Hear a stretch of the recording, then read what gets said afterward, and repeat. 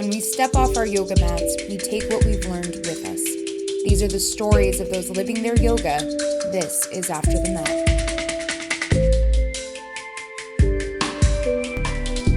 On this episode of After the Mat, we meet San Diego yoga teacher Nikki Krause. Nikki's been practicing yoga for half her life.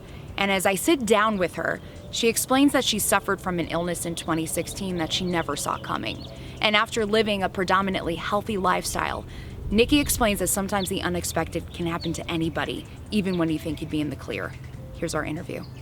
Can you just talk a little bit about the reason for your absence and what that experience was like for you, and maybe how you came out on the other side and who you are today sitting in front of me? Yeah, I think it was so difficult because leading up to that, I had really valued health. Since I was 13 years old, that idea that what you ingest in your body, the people that you surround yourself with, the music that you listen to, all these things within this spectrum of health and wellness, I valued it so much, and I put so much into that account, if you will. Mm-hmm. So then to be diagnosed with ovarian cancer, and it was a shock. It was an absolute shock because the word cancer had so much stigma in my mind about not being healthy. It was everything that I was unfamiliar with, which was the biggest blessing of my entire life, because it taught me so much about what cancer actually is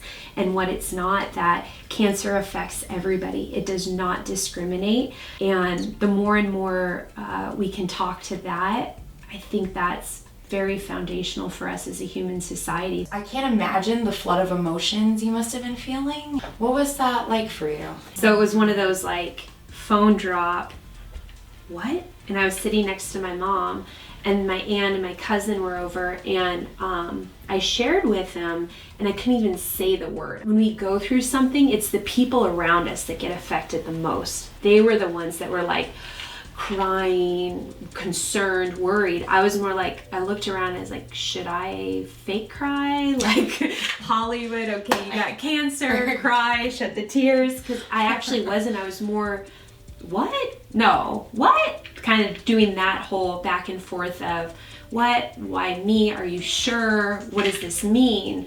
So I was processing it more in my head. I went straight to my community and I was like, look, this has happened.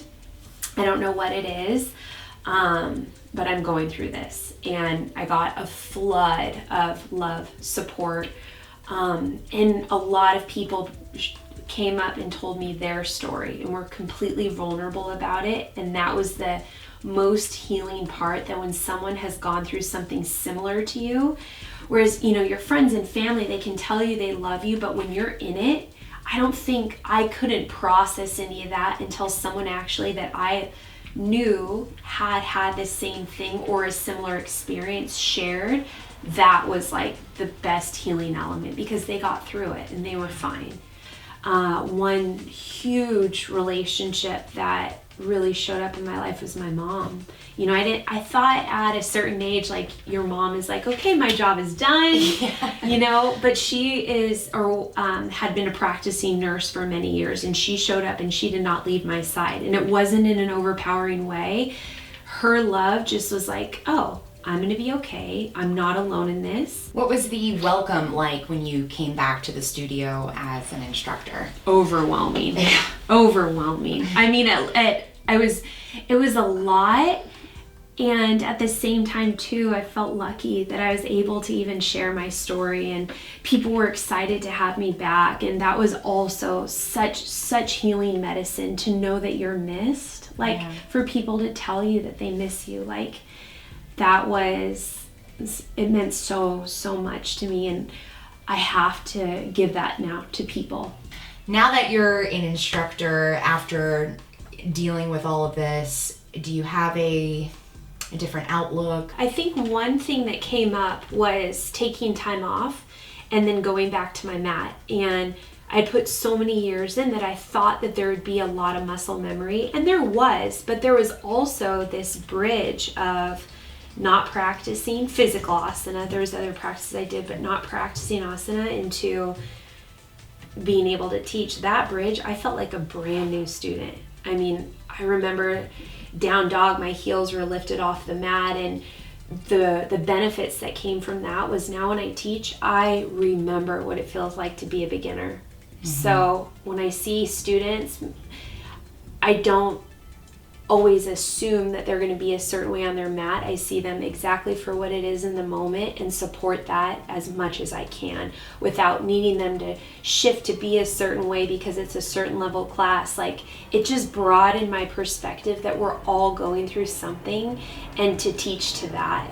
Is there anything that like you want to share that I haven't touched on? Just anything that you want anyone to know? I really want to place value on friendships and relationships and how important it is to step up for the people in our lives that we care about when things happen. But then also to step up and celebrate when there's nothing wrong going on, and celebrate that the whole spectrum of life, and how important, even if you don't have the right words to say, that checking in with someone is so important. So I want to say that. I also want to talk about ovarian cancer specifically. They call it the silent killer for a reason, that it doesn't show up on tests. If you feel intuitively that something is off, because you know yourself the best, really listen to that gut instinct that's going on. When you think about living your yoga off the mat, what does that mean to you? The intention is to still my mind so that when I go into a situation off of my mat, I'm authentically there and present without expectation, but showing up full-heartedly to what is in front of me. So I think that is probably more or less a goal that I have off of my mat that I'm working towards every day. But that would be my goal for being off of the mat, is to be present, taking the tools of dropping in, of using your breath, of physically opening your body, so that when you're off of your mat, present with whatever life has, whatever shows up in life. This episode's tip for living your yoga off your mat is patience.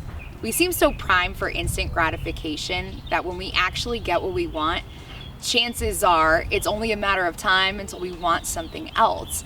And sometimes it's that way on our yoga mats too, right? We sometimes wonder why we can't get into handstand yet when it seems like we've been practicing for years. So yogis, I offer this. Start writing in a journal every single day. Take 5 minutes out of your morning and just write.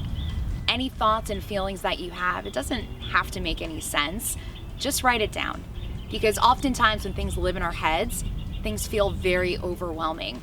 And we don't even enjoy the process of our own lives, let alone the process of our yoga practice on our mats. So just begin to write and notice how you begin to feel, and allow the journal to be part of that process. Thank you so much for joining me on this episode of After the Mat. Feel free to leave a comment below and let me know how your journaling's going and how you're practicing your patience on and off the mat. And don't forget to subscribe to my YouTube channel.